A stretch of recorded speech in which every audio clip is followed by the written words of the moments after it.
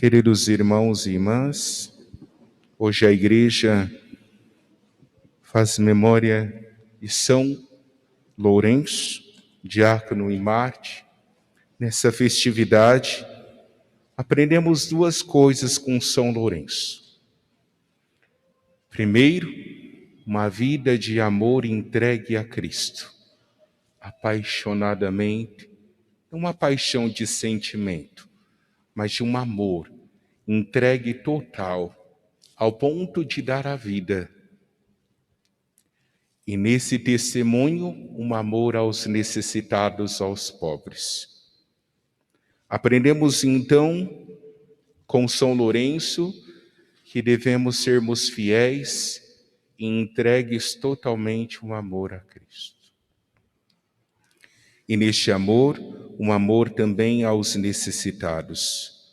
Uma fé que supera até mesmo a dor física. Oferece em sacrifício sua vida como holocausto, entregue total, e não nega a fé em Cristo. Aprofundemos então a nossa vida no dia a dia, sermos cada vez mais entregue à vontade de Deus, como cristã e cristã. Como cristão, os homens, e como cristã, as mulheres. Hoje, no nosso terceiro encontro, na Semana Nacional da Família, o amor no matrimônio. O amor incondicional deve ser o alicerce de um casamento abençoado por Deus. Não queira competir, tanto o esposo quanto a esposa, com Deus. Se quer ser amada no teu matrimônio, você, esposa, e você, esposo, tenha Cristo, tenha Deus como centro de vosso lar. Um amor entregue total a Deus. Assim, então saberão amar um ao outro, com fidelidade, com respeito. O amor passa por decisão, por renúncia, perdão, alegria e cruz. Ultrapassa o sentimento da atração física. É a oportunidade de dar a vida um pelo outro. Que o casal se ame como Jesus ama a sua igreja. O amor convive com a imperfeição, desculpa, guarda silêncio perante os limites do ser amado, diz o Santo Padre, o Papa Francisco. Os esposos que se amam e se pertencem, falam bem um do outro e se confiam mutuamente. Concluo essa homilia diante daquilo que o Evangelho hoje nos propõe, para ouvirmos o casal que falará para nós hoje do tema o amor no matrimônio, nesse terceiro encontro, o Jefferson e a Valquíria. Concluo a homilia diante daquilo que o Evangelho nos coloca. O servo há de acompanhar Jesus, aonde quer que ele vá, a cruz e a glória. E possamos morrer para darmos frutos em abundância e um dia estarmos junto de Deus no céu. Convido agora então a vir partilhar conosco nesse terceiro encontro com o tema o amor no matrimônio, o Jefferson e Valquíria.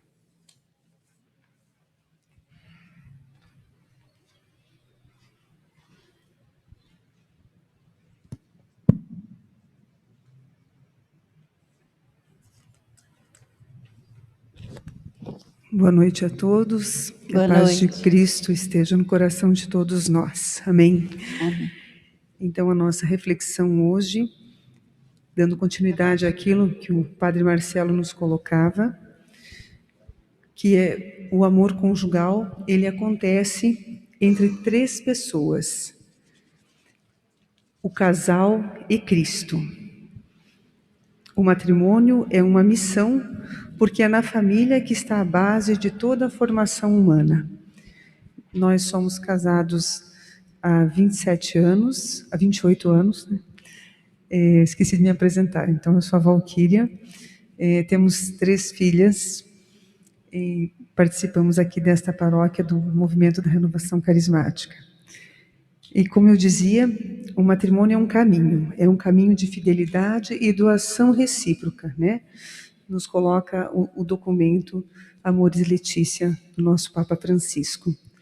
E para refletir sobre esse caminho, nos apoiaremos no texto da carta de Paulo escrita aos Coríntios, onde ele elenca as características do amor verdadeiro. Essas características são as seguintes: o amor é paciente, é benfazejo, não é invejoso, não é presunçoso, nem se incha de orgulho, nada faz de vergonhoso, não é interesseiro, não se encoleriza, não leva em conta o mal sofrido, não se alegra com a injustiça, mas fica alegre com a verdade. Ele desculpa tudo, crê tudo, espera tudo, suporta tudo. Daí nós entendemos porque é impossível um casamento, um matrimônio sem o amor, sem essa essência. Porque é impossível, ano após ano, né, suportar-nos uns aos outros com paciência, com amor, com fidelidade, se faltar este essencial, essa virtude essencial que é o amor. E tudo isso é uma prática diária, de convivência diária. E retomando uma comparação muito feliz que o nosso irmão aqui de comunidade, o Jorge Lauschen, fez no domingo, ele dizia que o casamento é como um malabarista que vai equilibrando os pratos na ponta de uma vara, né? O primeiro equilibra o cônjuge, um equilibra o outro, depois vem os filhos, depois vem genro, né? E a gente vai equilibrando tudo isso no decorrer dos anos, né? E ontem o seu Avelino e a sua esposa nos falavam que o amor é serviço, que ele é cultivado. O cultivo é o serviço de fazer o outro feliz. E também é um exercício diário, é uma prática constante entre esposos e filhos. Falemos de um modo específico de uma virtude do amor, que é a paciência. Ter paciência não significa permitir que o outro nos maltrate. A impaciência começa a surgir quando um dos cônjuges começa a pensar mais nele do que no outro. Quando um coloca-se no centro do casal, crendo que tudo deve girar em torno de si.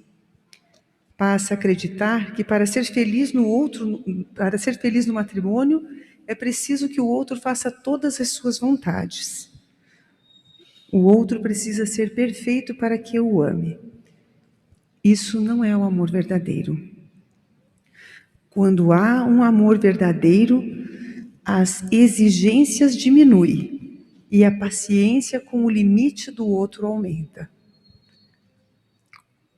Outra característica que Paulo vai nos falar do amor é que ele é benfazejo e não é invejoso. O padre Marcelo nos falava antes, né, de que não deve haver competição. O que ama verdadeiramente se alegra com o sucesso do outro, com a superação do seu cônjuge. É capaz de elogiar e de agradecer ao outro com tranquilidade, porque vê no outro um companheiro e não um concorrente. Quando se tem feridas emocionais mal curadas ou não curadas, que pode ter se adquirido no casamento ou até antes dele, se passa a disputar, a competir. Então não há espaço para o elogio e para o incentivo. Precisamos, nesse sentido, abrir os nossos corações, se percebemos que temos feridas emocionais, e pedir, né, a Jesus que cure o nosso coração. Se precisarmos ir a uma psicóloga, e eu gostaria de testemunhar para vocês, nós estamos há 1 ano indo numa psicóloga e tem nos feito tão bem para a nossa relação. Então nós precisamos curar essas feridas para que elas não sejam motivo, né, de tropeço, de disputa entre o casal.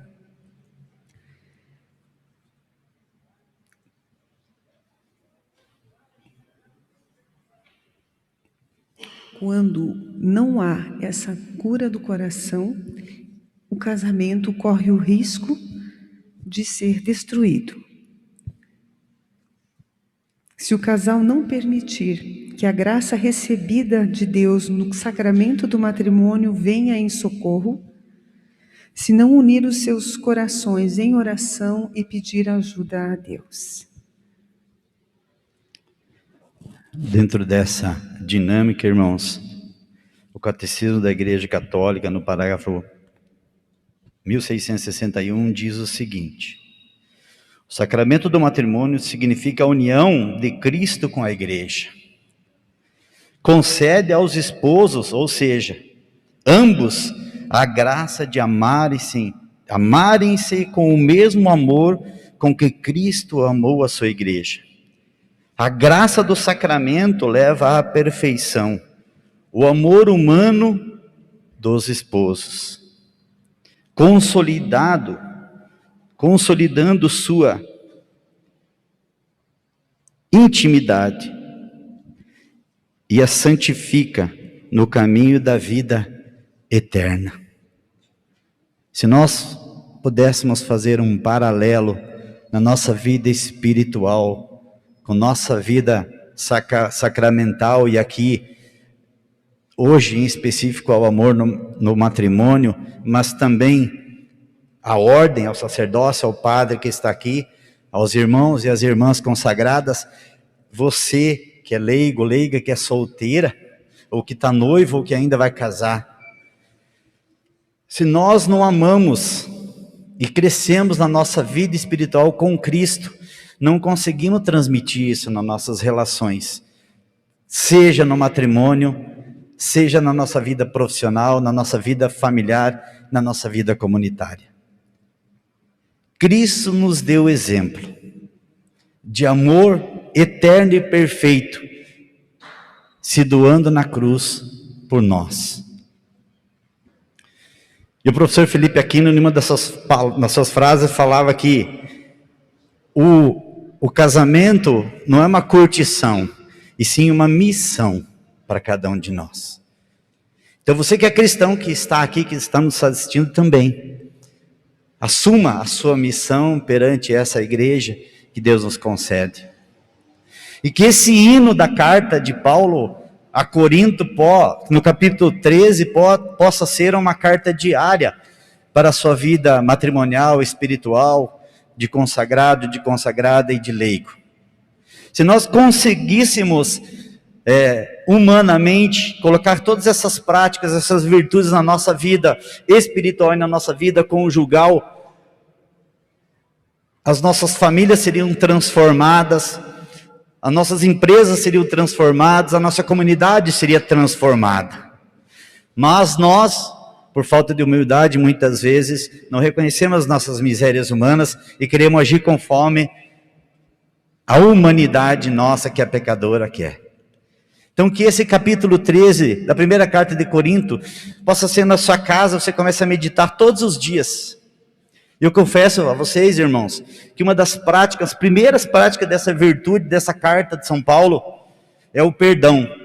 Quantas vezes nós nos perdoamos, né, amor? Quantas vezes eu tive que ceder, e para pedir perdão só pede aquele que é humilde, irmãos. A pessoa que é orgulhosa, ela não pede perdão, ela não reconhece as suas misérias, então ela não cresce, fica sempre estagnada, ou seja, na fé ou no amor mútuo com o esposo, com a esposa. E no versículo 13 dessa carta, Paulo vai dizer assim: por ora subsiste a fé, a esperança e o amor. Entre as três, porém, a maior delas é o amor. Porque como a Valquíria falou, Aquele que ama perdoa, aquele que ama reconhece, aquele que ama não é invejoso, aquele que ama faz o bem ao outro. Então que nós, inclusive eu e a Valquíria que estamos aqui, todos nós, nessa Semana da Família, possamos pegar uma dessas virtudes, que essas 3 aqui também são virtudes teologais, possamos colocar em prática na nossa vida, como cristãos, como cristãs e como casais católicos. Louvado seja nosso Senhor Jesus Cristo. E para sempre seja louvado.